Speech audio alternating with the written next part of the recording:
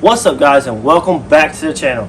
Today we're going to go over what rigs I use to catch these catfish and how I tie my rigs up. So stick around, hope you learned something from this video, and let's jump into this.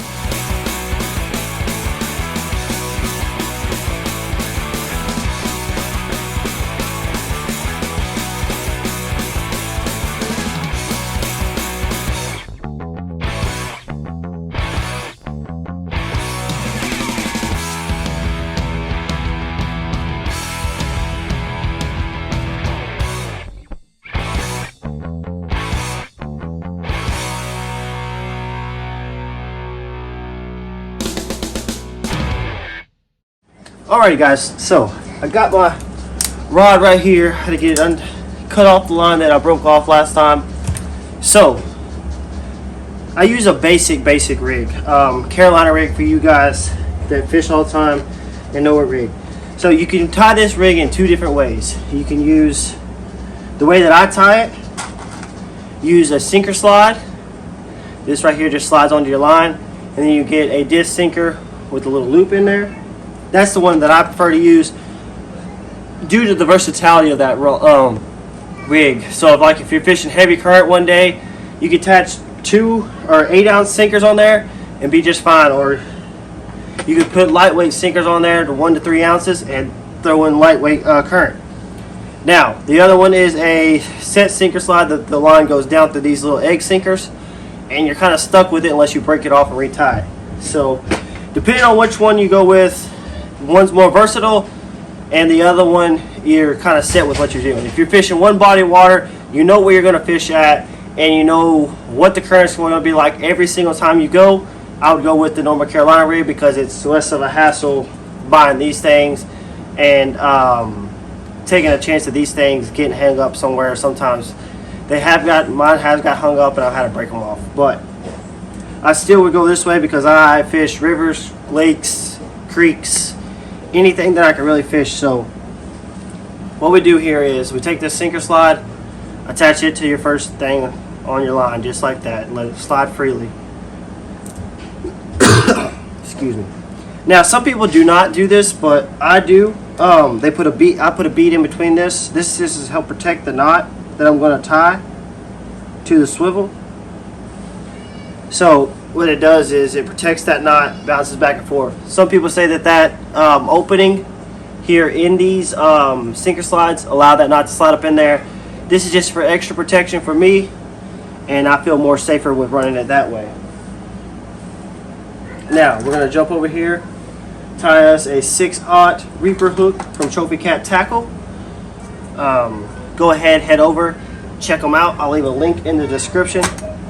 What I did there was I like to put a little bit more offset in it. So the hooks are kind of offset already, but I just put a little bit more offset in those hooks. I don't know if you can see that right there, but that helps the hook set. I feel like maybe not, maybe it hurts it, I don't know, but I've never had no issues with doing it.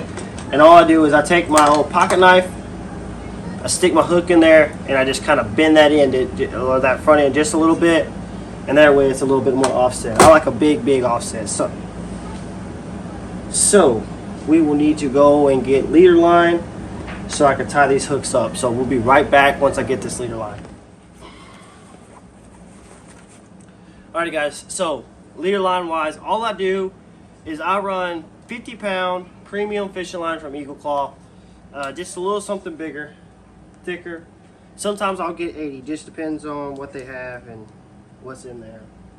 But my preferred method is 50 because it's a whole lot easier to tie and work with. So first thing we'll do is we'll get that hook that we offset it here, and we'll tie a snail knot. So snail knot, the way I tie it is I take one end of the leader line, go through the front of the eye, pin your tag end down to the shank of the hook, wrap it 8 times, 4, 5. Alright, so after I wrap it 8 times, I'll take the other end of that tag line, run it through the back of that hook,